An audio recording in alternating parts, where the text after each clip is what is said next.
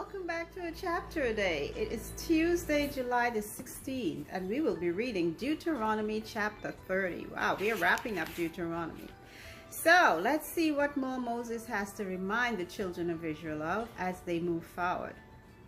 And it shall come to pass when all these things are come upon thee, the blessing and the curse, which I have set before thee, and thou shalt call them to mind among all the nations whither the Lord thy God hath driven thee, and shall return unto the Lord thy God, and shall obey his voice according to all that I command thee this day, thou and thy children with all thine heart and with all thy soul, that then the Lord thy God will turn thy captivity and have compassion on thee, and will return and gather thee from all the nations whither the Lord thy God hath scattered thee. If any of thine be driven out unto the outmost parts of heaven, from thence will the Lord thy God gather thee, and from thence will he fetch thee. And the Lord thy God will bring thee into the land which thy fathers possessed, and thou shalt possess it. And he will do thee good, and multiply thee above thy fathers. And the Lord thy God will circumcise thine heart, and the heart of thy seed, to love the Lord thy God with all thine heart and with all thy soul, that thou mayest live. And the Lord thy God will put all these curses upon thine enemies, and on them that hate thee, which persecuteth thee. And thou shalt return and obey the voice of the Lord, and do all his commandments which I command thee this day. And the Lord thy God will make thee plenteous in every work of thine hand, in the fruit of thy body, and in the fruit of thy cattle, and in the fruit of thy land, for good. For the Lord will again rejoice over thee for good, as he rejoiced over thy fathers. If thou shalt hearken unto the voice of the Lord thy God, to keep his commandments and his statutes, which are written in this book of the law, and if thou turn unto the Lord thy God with all thine heart and with all thy soul. For this commandment which I command thee this day, it is not hidden from thee, neither is it far off.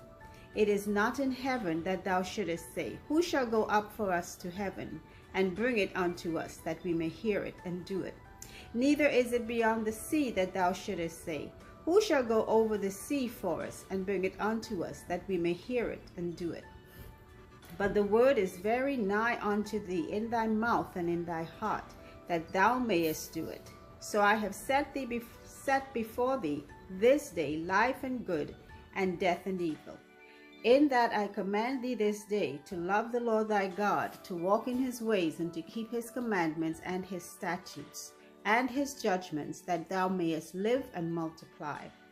And the Lord thy God shall bless thee in the land whither thou goest to possess it. But if thine heart turn away, so that thou wilt not hear, but shall be drawn away and worship other gods and serve them, I denounce unto you this day that you shall perish, and that you shall not prolong your days upon the land whither thou passest over Jordan to go to possess it. I call heaven and earth to record this day against you, that I have set before you life and death, blessing and curse. Therefore choose life, that both thou and thy seed may live, that thou mayest love the Lord thy God, and that thou mayest obey his voice, and that thou mayest cleave unto him, for he is thy life, and the length of thy days, that thou mayest dwell in the land which the Lord sware unto thy fathers, to Abraham, to Isaac, and to Jacob, to give them. End of chapter 30. So beyond all that God has told them, the blessings and the curses, God will still turn around and bring them out of their captivity, wherever they may be, into a land that will be more bountiful than their fathers. This is something that God is promising to us today, even as spiritual Israel. If we would do his will, follow his commandments, then he will bless us beyond measure and bring us into a land, that promised land, the New Jerusalem, that is overflowing with, bounties we can't even imagine. You can only imagine what you have already seen. Truth be told, to go beyond it is like, it's just near impossible, truthfully. But that is what God is promising. He promised it to the children of Israel back then. He's promising it to us today as spiritual Israel, to look forward to. Because this world right now, I'm not sure how many people are really taking a look around, not physically, but, you know, I mean, in your mind and spiritually, reading the Bible and seeing what is coming to pass in the world. Things are wrapping up. And I know people would say, yeah, we've heard that how long. Jesus' soon is not our soon. When Jesus said soon, soon was soon for him. For us, we have a different time frame than heaven. And we're going to have to wait for our time. But it's always a perfect timing for God.